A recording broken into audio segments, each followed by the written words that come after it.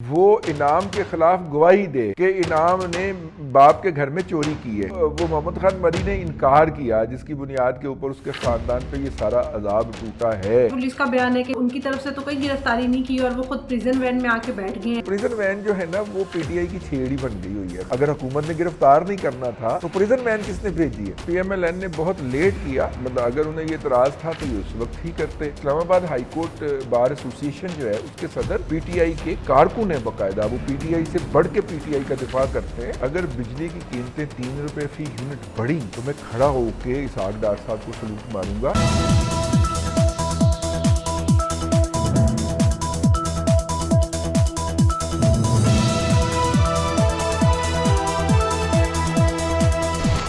السلام علیکم ناظرین، پروگرام بات سے بات کے ساتھ میں ہوں آپ کی میزبان عفیفہ راؤ اور میرے ساتھ موجود ہے ملک کے نامور تجزیہ کار رضوان رضی صاحب. السلام علیکم سر. وعلیکم السلام. سر، جیل بھرو تحریک کا جو ہے وہ آغاز ہو گیا ہے اور اب تک سننے میں آیا کہ کافی لوگ جو ہے وہ گرفتاریاں دے چکے ہیں. حالانکہ پولیس کا بیان ہے کہ شاید ان کی طرف سے تو کوئی گرفتاری نہیں کی اور وہ خود پریزن وین میں آ کے بیٹھ گئے ہیں اور کافی ان کی طرف سے احتجاج بھی کیا جا رہا ہے. تو آپ کے پاس کیا اپڈیٹ ہے؟ آپ کے خیال میں یہ جو گرفتاریاں ہوئی ہیں یہ کب تک گرفتار رہیں گے یا پولیس ان کو چھوڑ دے گی، یا یہ جیل بھرو تحریک کا جو ہے وہ آنے والے چند دنوں میں کیا مستقبل ہے؟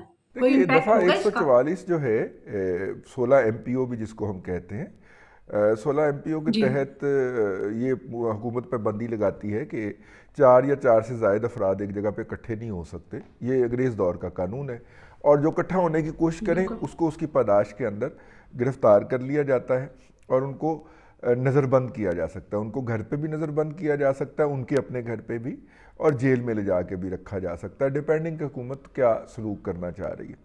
تو ظاہر وائلیشن تو انہوں نے کر دی ہے.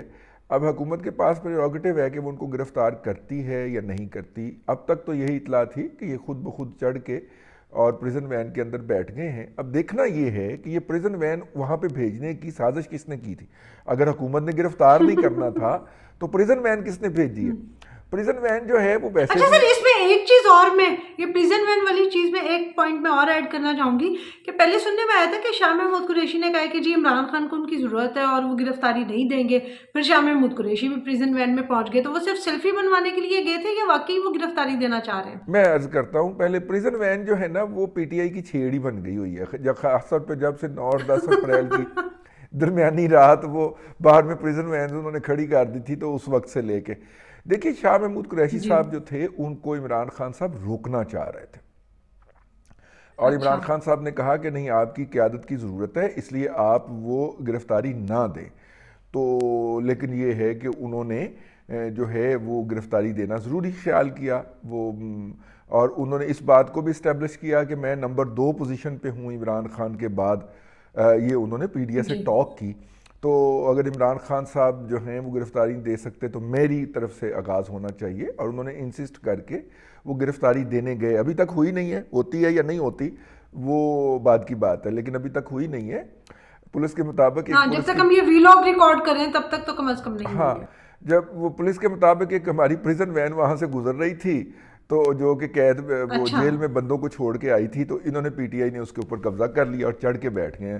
ویڈیو سے پتہ چل رہا ہے وہ چھت پہ بھی چڑھے ہوئے ہیں پی ٹی آئی کے لوگ اور اندر بھی گھسے ہوئے ہیں اور سیلفیاں بنا کے دھڑا دھڑ وہ میڈیا کے اوپر ڈال رہے ہیں. ساتھ میں انہوں نے ایک خبر بھی چھوڑ دی ہے ڈسٹرکٹ پولیس کے نے سورسز کے حوالے سے کہ جناب اعلیٰ حکام سے مشورہ کر لیا گیا ہے. انہوں نے کہا یہ پھاڑ لو، ٹھیک ہے، گرفتار کر لو.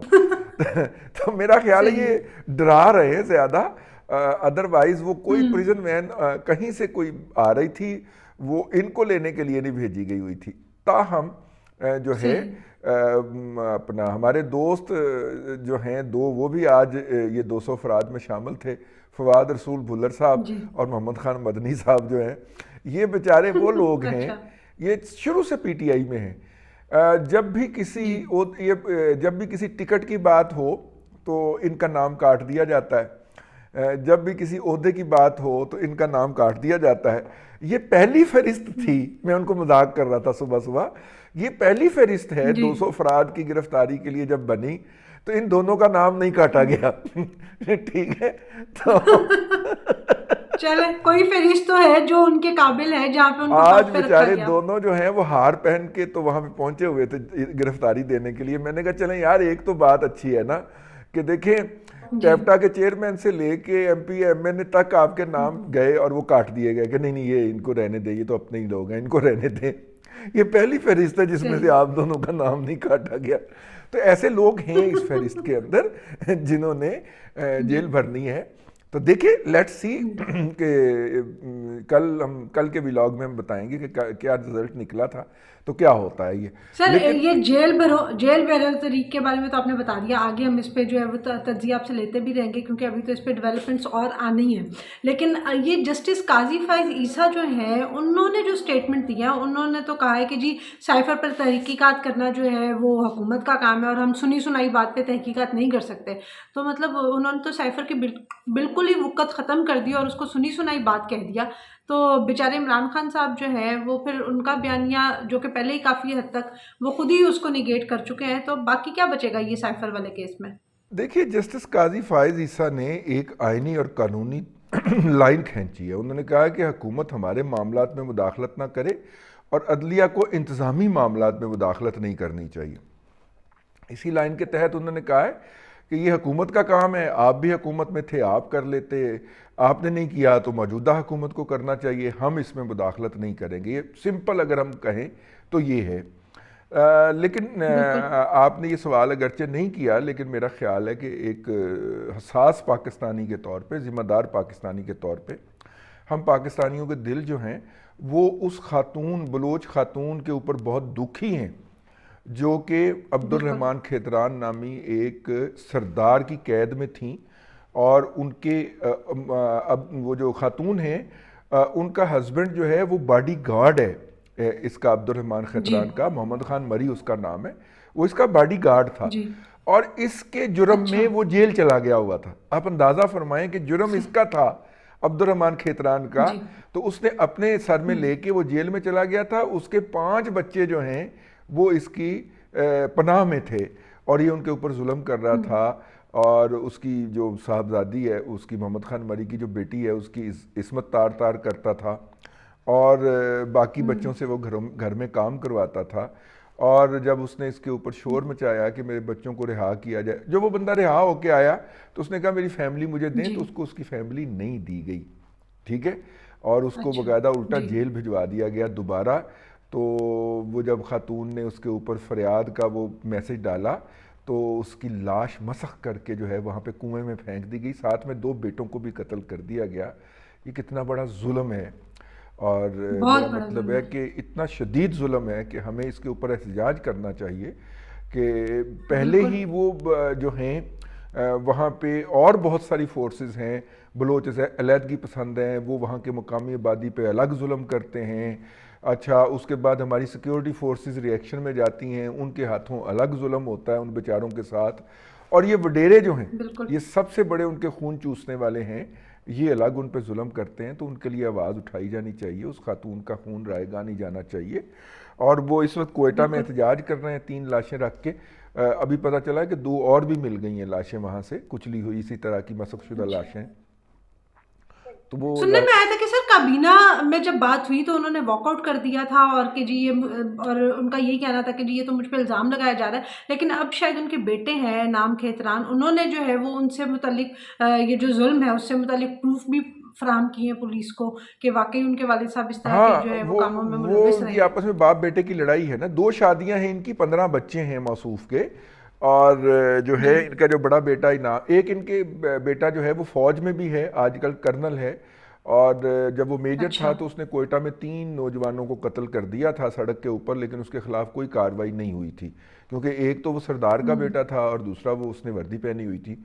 आजकल माशाल्लाह वो प्रमोशन करके कर्नल बन गया। लेकिन ये जो साहबजादा है ये पॉलिटिकल साइड को देख रहा था, और ये जो पॉलिटिकल साइड को देखने वाले साहबजादे साहब हैं, इनकी बाप के साथ कंट्रोवर्सी चल रही है। बाप चाहता था कि मोहम्मद खान मरी, जिसकी बेगम को उसने कत्ल किया है, वो इनाम के खिलाफ गवाही दे कि इनाम ने बाप के घर में चोरी की है। तो वो मोहम्मद खान मरी ने इनकार किया, जिसकी बुनियाद के ऊपर उसके ख़ानदान पे ये सारा अजाब टूटा है। हालांकि वो छोटा सा इनके घर में پلا ہے اور وہ خاندانی طور پہ ان کا خادم ہے، ان کی خدمت کرتا رہا ہے، لیکن اس نے کہا کہ جناب وہ انعام جو ہے وہ میرے ہاتھوں میں کھیلا ہوا ہے، میں اس کے خلاف یہ گواہی نہیں دے سکتا، تو انہوں نے اس کو قتل کروا دیا، اس کے بچوں کو۔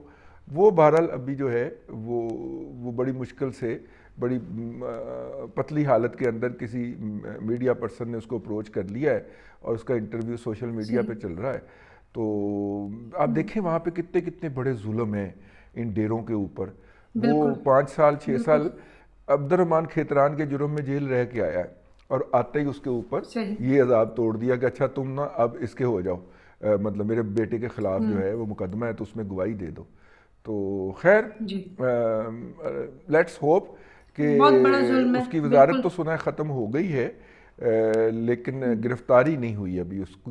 چلے اللہ کرے کہ جو ہے وہ برآمد ہوں۔ لیکن دوسری طرف سے رانا ثناء اللہ صاحب کا کہنا ہے کہ اعلیٰ عدلیہ میں 2 ججز ایسے ہیں جن کا رویہ پی ایم ایل این کی طرف بہت ہی متسابانہ ہے، تو آپ کو کیا لگتا ہے کہ واقعی ایسا کچھ ہے، یا اب یہ رانا ثناء اللہ پہ توہین عدالت نہیں بنتی؟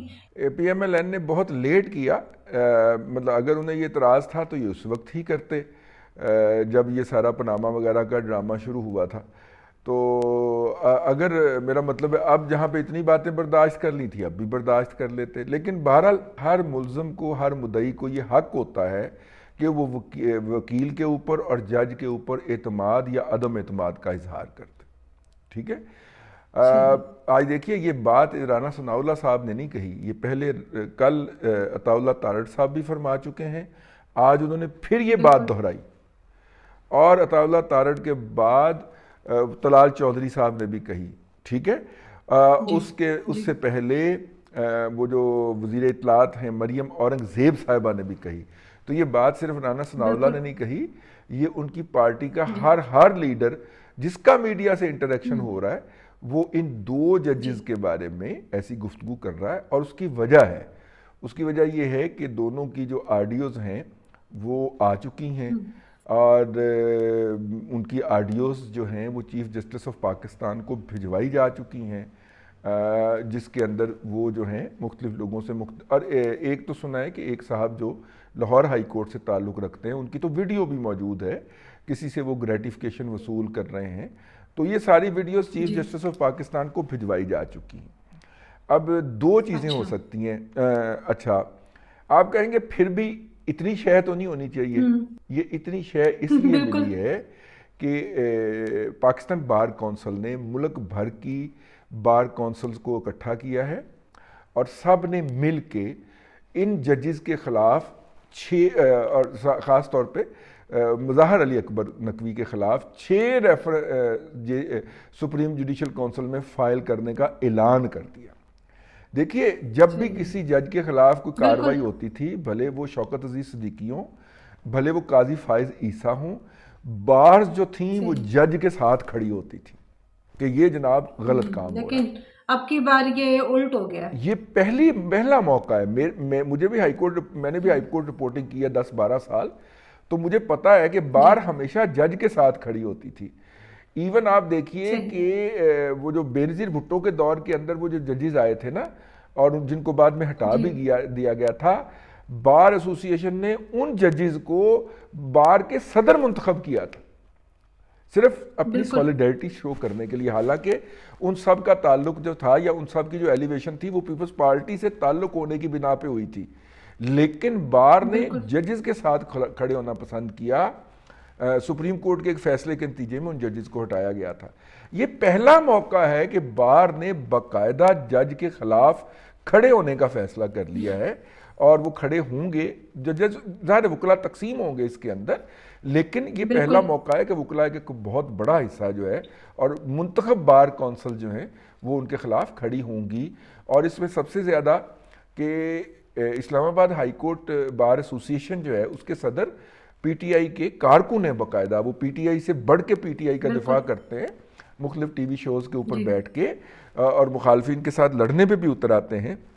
ان کی بار کونسل نے بھی کہا ہے کہ ہم بھی ریفرنس فائل کریں گے مظاہر علی اکبر نقوی کے خلاف۔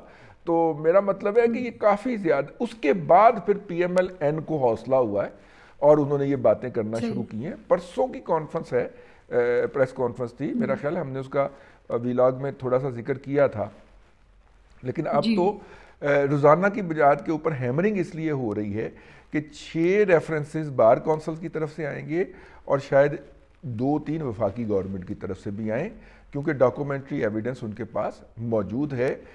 اگر انہوں نے استعفیٰ نہ دیا، جس طرح ملک قیوم صاحب اور راشد عزیز صاحب استعفیٰ دے گئے تھے ریفرنس سے پہلے ہی، اگر یہ جج صاحبان نے استعفیٰ نہ دیا جس کا کہ مکان کوئی نہیں ہے، ٹھیک ہے، اور وہ ڈٹائی سے مظاہر علی اکبر نقوی نے جو آڈیو کے اندر بیان کی گئی تھی بات کہ وہ مقدمہ لگے گا، اور وہ ڈٹائی سے اگلے دن انہوں نے مقدمہ بھی نہ صرف لگایا بلکہ سی سی پی او لاہور کو بحال بھی کیا، اور اب اتنا اخلاق کے لو لیول پہ کھڑے ہوئے ہیں کہ اب وہ بحالی کی ججمنٹ جاری نہیں کر پا رہے، ٹھیک ہے، یعنی کہ وہ جو غلام محمود ڈوگر جو ہے وہ راوی پہ پول پہ کھڑے ہو کے آرڈر ڈھیک رہے ہیں کہ اسلام آباد سے کب آرڈر آئے گا اور میں بحال ہوں گا، وہ آرڈر نہیں جاری کر پا رہا۔ 3 رکنی بینچ تھا بھائی، 3 رکنی تھا، 2 رکنی تھا، 2 رکنی بینچ تھا، اجاز الحسن تھے اس میں دوسرے، اور ایک مظاہر علی اکبر تھے، وہ دھرلے سے بیٹھے اس بینچ میں، اور انہوں نے دھرلے سے سی سی پی او کو بحال کیا، جو ایک دن پہلے ویڈیو لیک ہو چکی تھی کہ ہم یہ کریں گے۔ یعنی آپ اندازہ فرمائیں نا، اس کے بعد تو مظاہر علی اکبر کے ساتھ اگر بار ایسوسیشن بار کونسل کھڑی ہوتی تو وہ ایک بہت بڑی ٹریجڈی ہونی تھی۔ تو بہرحال اس کے بعد پھر اب اگریشن پہ چلی گئی ہے پی ایم ایل این، اس کو جانا چاہیے، اس کا حق بنتا ہے۔ جب آپ اتنے دھڑلے کے ساتھ یہ ساری حرکتیں کر رہے ہوں گے تو پھر آپ دوسرے کو تو نہیں نہ روک سکتے، تو اس لیے اس میں کنٹیمپٹ آف کورٹ نہیں لگے گی، کیونکہ بار ایسوسیشنیں پوری کھڑی ہو گئی ہیں اس ایشو کے، پوری کھڑی ہوئی ہے، صحیح، ٹھیک۔ تو اس کا جو ہے وہ لگتا ہے کہ فائدہ پی ایم ایل این کو ہوگا اور پی ایم ایل اٹھانے کی پورا کوشش بھی کرے گی، لیکن جاتے جاتے ویلاگ میں آخر میں چاہوں گی کہ سر آپ اکانومی کی صورتحال پہ بھی ضرور جو ہے وہ اپنا انالیسس دیں۔ مجھے لگتا ہے کہ عوام کو پھر بھی کوئی ریلیف نہیں ملے گا، کیونکہ ساتھ ہی یہ خبر بھی ہے کہ بجلی کا جو یونٹ ہے وہ 3 روپے پھر بڑھنے لگا ہے۔ تو اس ساری صورتحال میں آپ کیا دیکھتے ہیں کہ عوام کے ساتھ کیا ہوگا؟ حکومت کی ان کوششوں سے کوئی فائدہ ہونے والا ہے یا نہیں ہونے والا؟ دیکھیے، اگر بجلی کی قیمتیں 3 روپے فی یونٹ بڑھیں تو میں کھڑا ہو کے اسحاق ڈار صاحب کو سلوٹ ماروں گا، کیونکہ آئی ایم ایف کا مطالبہ 7 روپے 10 پیسے کا تھا، اس لیے میں باقاعدہ سلوٹ ماروں گا ان کو، کیونکہ آئی ایم ایف 7 روپے 10 پیسے سے نیچے آ ہی نہیں رہا تھا۔ تو اگر یہ 3 روپے بڑھا رہے ہیں تو اس کا مطلب ہے انہوں نے ان کو قائل کر لیا ہے، پہلی بات۔ لیکن سر ہم نے یہ بھی دیکھا ہے کہ جیسے آپ نے ہمیں بتایا تھا کہ پیٹرول جو ہے وہ $1 اور 50 روپے اس میں پلس کر لیں تو وہاں تک جانا ہے۔ ہم نے دیکھا کہ بے شک تھوڑا تھوڑا کر کے ہی بڑھا رہے ہیں، لیکن وہ آخر کو اسی اماؤنٹ پہ پہنچ رہے ہیں۔ تو اب اگر یہ 3 روپے کر دیتے ہیں اور کچھ دنوں کے بعد 4 روپے کر دیتے ہیں تو بات تو وہیں 7 روپے پہ پہنچ گئی نا۔ ہاں وہ بھی ہو سکتا ہے 3 روپے کے بعد دوبارہ بڑھا دیں، مطلب ان کو obviously ایک دم سے 7 روپے اگر بڑھیں گے تو جو آپ کھڑے ہو کے سلوٹ ماریں گے وہ آپ ان کو سلوٹ تو نہیں ماریں گے، پھر 4 گالیاں بھی دیں گے، لیکن اگر 3 روپے بڑھیں گے تو ہمیں کم لگے گا، اور پھر 4 روپے بڑھ گئے تو وہ بات تو وہیں کی وہیں پہنچ بہت ہی زیادہ ہوگا۔ نہیں دیکھیے، اس میں ایک دوسری بات ہوئی ہے، وہ یہ ہوئی ہے کہ آئی ایم ایف کے ساتھ مذاکرات جیسے جیسے کامیابی کے قریب آ رہے ہیں، ڈالر کی قدر میں کمی واقع ہوتی جا رہی ہے۔ ایک دم ڈالر نے اچھل کے 275 کو چھلانگ ماری تھی نا، اگر آپ کو یاد ہو، اب وہ 262 پہ آ چکا ہے، 13 روپے اس میں کمی ہو گئی ہے۔ تو اصول تو ڈالر کا ہی لگنا ہے نا کہ $1 کا لیٹر پلس 50 روپے، ٹھیک ہے، تو $1 کا لیٹر پلس 50 روپے، تو وہ 217 روپے 317 روپے ہم نے کیلکولیٹ کیا تھا نا اس دن۔ تو اس کا مطلب یہ ہے کہ اب یہ آ گیا 312 روپے کی کیلکولیشن آج کے دن اگر ہم کرتے ہیں تو اگر ڈالر مضبوط ہو گیا، جو کہ اس نے ہونا ہے، اور یہ 250 کے ارد گرد آ گیا، تو پھر پیٹرول جو ہے نا وہ 280 290 پہ جسٹیفائی ہو جائے گا، بس 15-20 روپے اور بڑھیں گے۔ لیکن اگر یہ نہ ڈالر واپس آیا، میرا خیال ہے آ جائے گا، کیونکہ 70 کروڑ ڈالر ادھر سے مل گئے ہیں۔ کچھ ہمارے دوستوں نے، خاص طور پہ سعودی عرب نے جو ہے وہ ہمیں یقین دہانی کرا دیا کہ جیسے ہی آئی ایم ایف کی طرف سے اناؤنسمنٹ آئے گی تو یہ ادھر سے یہ ہو جائے گا۔ تو یہ بہرحال ایک ہے سلسلہ اپنی جگہ کے اوپر۔ تو اچھی خبریں ہیں، اب اکانومی کے لیے جتنا ہم نے کشت کاٹنا تھا وہ کاٹ لیا، اب آگے بہتری کی طرف جائیں گی چیزیں آہستہ آہستہ۔ لیکن سر یہ جو کابینہ کی طرف سے اعلان کیا گیا ہے، یہ خالی اعلان ہی ہوگا یا اس پہ کوئی عمل درآمد بھی ہوگا؟ نہیں، یہ دیکھیے، یہ وہ کیا کہتے ہیں، کاسمیٹک ارینجمنٹس ہوتے ہیں۔ میں سمجھتا ہوں کہ اگر گاڑیاں واپس لینے کی بجائے فیڈرل گورنمنٹ یہ کہے کہ گاڑیاں تو تم رکھو بھائی، لیکن پیٹرول اپنی مرضی سے ڈلوایا کرو، پیٹرول نہیں دیں گے، پیٹرول اپنے پلے سے ڈلوایا کرو، پیٹرول نہیں دیں گے، ٹھیک ہے. اور میرا مطلب ہے کہ گھر تو آپ رکھیں لیکن بل اپنی مرضی سے دیا کریں. یہ اگر کام ہونا, کیونکہ آپ دیکھیے ان کے جو بجلی کے, گیس کے, پیٹرول کے جو بلز ہیں وہ ان کی تنخواہوں سے کہیں اوپر چلے جاتے ہیں. سمبولیکلی وہ تنخواہ نہیں لیں گے, لیکن میرا خیال ہے کہ تنخواہ دے کے نا ان کو کہا جائے کہ تنخواہ ہے آپ کی 5 لاکھ ہے, 4 لاکھ ہے, 3 لاکھ ہے, جتنی بھی ہے منسٹر کی تنخواہ یا اراکین ممبر کی تنخواہ آپ لے لیں. نہ آپ کو بجلی کا بل ملے گا, نہ پیٹرول ملے گا, نہ گیس ملے گی.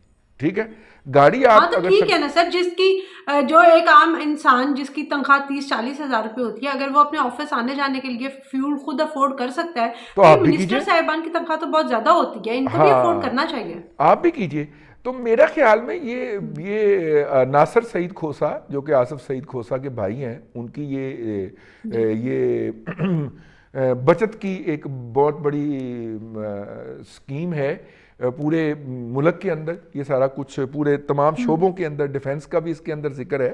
لیکن میرا خیال یہ ہے کہ تنخواہ لیتے رہتے منسٹر صاحب جو ہیں, باقی چیزیں باہر جانا ہے آپ نے, سرکاری خرچے پہ جانا ہے تو آپ کا ٹکٹ دستیاب ہوگا, بچوں کا ٹکٹ دستیاب نہیں ہوگا, اور وہ بھی آپ کو ملے گا اکانومی کی کلاس کا. اس طرح کے فنڈامنٹل میئرز لیں گے. آپ کو پتہ بیوروکریسی ہمیشہ اپنے آپ کو بچا لیا کرتی ہے, اور انہوں نے بچا لیا ہے. ٹھیک ہے, نہیں انہوں نے, آپ یہ دیکھیں نا, اعلان کیا گیا ہے کہ جی کوئی بھی اگر دعوت ہوتی ہے تو سرکاری سطح پہ تو جی 1 ڈش کا اہتمام کیا جائے گا. ابھی 1 ڈش بھی کیوں ہوگی, کھانے کی ضرورت کیا ہے, آپ گھر سے کھانا نہیں کھا کے آ سکتے؟ ہاں, گھر سے کھانا کھا کے آئیں, اپنا ٹفن لے کے آئیں. 1 ڈش بھی کیوں ہو؟ ہاں ٹھیک ہے, چاہے وہ کولڈ ڈرنک ہو, ایک ٹائم کے کھانے میں اور دوسرے ٹائم کے کھانے میں بہت فرق ہوتا ہے. تو آپ گھر سے کھانا کیوں نہیں کھا کے آ سکتے؟ گھر سے کھانا کھائیں اور گھر جا کے کھانا کھائیں, اس سے صحت بھی اچھی رہتی ہے. چلیں آنے والے دنوں میں دیکھتے ہیں کہ یہ خالی کاسمیٹکس جو ہے وہ اناؤنسمنٹس ہیں یا ان کے اندر واقعی کوئی ہلچل بھی ہوگی, اور ان سے آخر اکانومی پہ امپیکٹ کتنا پڑے گا وہ ہم رضوان رضی صاحب سے ساتھ ساتھ پوچھتے رہا کریں گے. تو آج کے ویلاگ سے اجازت چاہوں گی. آپ کو ویڈیو پسند آئی ہو تو لائک اور شیئر ضرور کیجیے گا, کمنٹ سیکشن میں ہمیں اپنی رائے سے آگاہ کیجیے گا. انٹل دا نیکسٹ ٹائم ناظرین, اللہ حافظ.